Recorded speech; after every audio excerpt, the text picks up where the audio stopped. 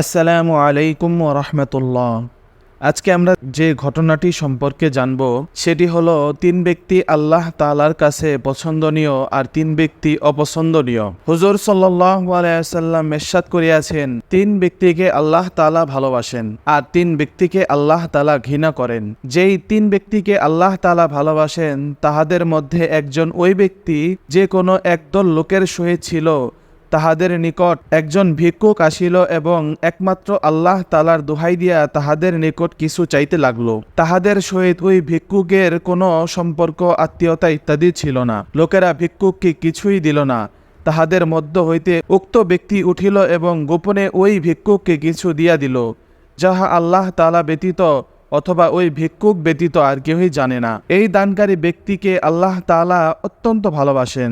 দ্বিতীয় ওই ব্যক্তি যে একদল লোকের সহিত কোথাও সফরে যাইতেছিল, সারা রাত্র পথ চলিবার পর যখন তাহাদের উপর ঘুমের চাপ এত বেশি হইল যে ঘুমই তাদের নিকট সবচেয়ে প্রিয় বস্তু বলিয়া মনে হইল, তখন তাহারা কিছুক্ষণের জন্য ঘুমাইয়া পড়িল।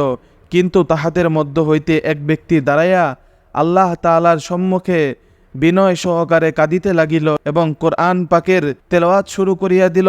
তৃতীয় ওই ব্যক্তি যে কোনো এক দলের সহিত জিহাদে শরিক ছিল। দলটি জিহাদে পরাজিত হইয়া গেল, কিন্তু তাহাদের মধ্য হইতে এক ব্যক্তি বুক টান করিয়া সম্মুখে অগ্রসর হইল এবং শহীদ হইয়া গেল অথবা বিজয় হইল। আর ওই তিন ব্যক্তি যাহাদেরকে আল্লাহ তাআলা ঘৃণা করেন, এক ওই ব্যক্তি যে বৃদ্ধ হইয়াও ব্যভিচারে লিপ্ত থাকে, দুই ওই ব্যক্তি যে ফকির হইয়াও অহংকার করে, তিন ওই ব্যক্তি যে ধনী হইয়া অত্যাচার করে। এক হাদিসে আছে, তিন ব্যক্তি এমন রহিয়াছে যাহাদের সহিত আল্লাহ তাআলা কিয়ামতের দিন না কথা বলিবেন, না তাহাদের তাসকিয়া করিবেন, আর না তাহাদের প্রতি রহমতের দৃষ্টি করিবেন। তাহাদের জন্য যন্ত্রণাদায়ক আযাব হইবে।